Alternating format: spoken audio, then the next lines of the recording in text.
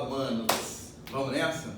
Olha só, a gente vai começar agora uma parte que é uma continuação do que a gente já estudou. Então nós estudamos a célula, membrana plasmática, hialoplasma, núcleo, as divisões celulares, e essa divisão celular vai dar origem a um monte de células. Essas células, quando elas têm componentes químicos glicocálicos em comum, que se combinam, elas formam um conjunto de células chamado de tecido. Então tem o tecido animal, tem o tecido vegetal. A gente vai ver toda a parte do tecido animal. Lembrando uma coisa, essa histologia ela vai surgir, esse tecido vai surgir a partir do momento que tem a fecundação e vai ter um processo embriológico. Esse processo embriológico vai dar origem ao que nós chamamos de folhetos embrionários.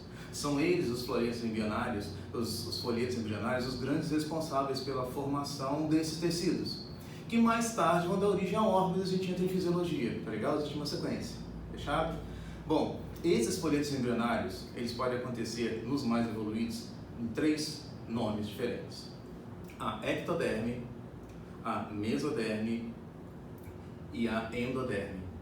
Aqueles que têm os 3 folhetos embrionários são chamados de triblásticos ou triploblásticos. Então, cada folheto embrionário vai ser responsável por um conjunto de células, de tecidos. E esses tecidos vão formar determinados órgãos, que a gente vai ver mais tarde na parte de embriologia. Tá legal? Então, a histologia animal ela é formada por 4 tecidos básicos: tecido epitelial, tecido conjuntivo, tecido nervoso e tecido muscular. Tá legal? Então, a gente vai começar pelo tecido epitelial, vai avançando, depois a gente entra no conjuntivo e assim por diante. Tá legal? Bom, então olha só. O tecido epitelial, que a gente vai começar, ele tem algumas características próprias. São células justapostas. Células justapostas são aquelas células que têm pouco espaço entre essas células, chamado de pouco espaço intercelular.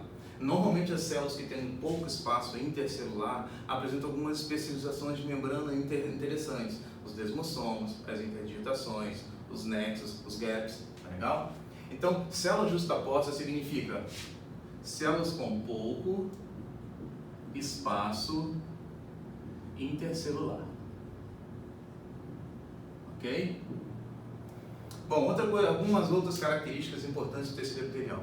É o único tecido que pode ser originado a partir dos 3 folhetos embrionários que nós já falamos, né? Folhetos embrionários. Os folhetos embrionários: ectoderme, mesoderme e endoderme. Legal? Uma outra coisa importante: esse tecido epitelial ele é avascularizado. Não passa sangue nele. E o sangue ele é muito importante para o transporte de nutrientes, transporte de oxigênio. Então existe uma preocupação. Cara, se esse tecido epitelial não recebe sangue, não passa sangue, como é que ele se nutre? Ele se nutre do tecido conjuntivo que está embaixo. Esse tecido conjuntivo aqui é que vai nutrir o tecido epitelial que está aqui em cima. Então vou colocar aqui, ó, é nutrido pelo tecido. Tecido abaixo fica um negócio muito pobre. O negócio é tecido subjacente. Ó, bonito? Subjacente. Ok? E uma outra coisa importante: o tecido epitelial é a camada limítrofe entre um organismo e um meio, entre um órgão e outro órgão. Toda a parte externa de órgão é formada por tecido epitelial. Então vamos colocar aqui, ó, camada limítrofe de um organismo. No caso de órgãos também. Então, a estrutura básica de um tecido epitelial é essa daqui.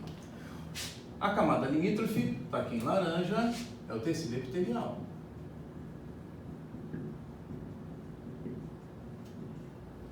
Existe um tecido que fica entre o tecido epitelial e o tecido conjuntivo, que é a lâmina basal.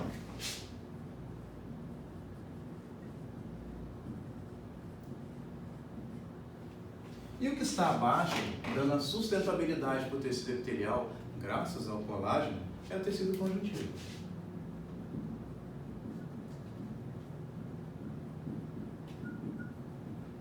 Legal?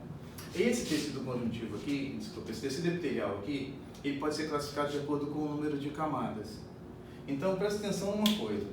Se é a camada limítrofe entre um organismo e o meio, se você considerar o intestino, que tem função de absorção, se você considerar os alvéolos pulmonares, que agora está na moda por causa do coronavírus, se você lembrar que os alvéolos pulmonares acontecem as trocas gasosas, esse tecido epitelial, ele não pode ter uma camada muito espessa, senão o gás não passa, senão o nutriente não é absorvido. Então nós temos aqueles tecidos epiteliais que apresentam só uma camada simples, que está mais ligado à absorção de nutrientes, a trocas. Nós temos aqueles que apresentam várias camadas, o estratificado, que vai servir mais como proteção, e nós temos esse aqui que engana. Notem o seguinte, parece que tem muitas camadas aqui, mas todas as células estão baseadas aqui embaixo. Então não é um estratificado. Ele lembra o estratificado, ele é falso, ele é uma fraude, ele é um pseudo-estratificado.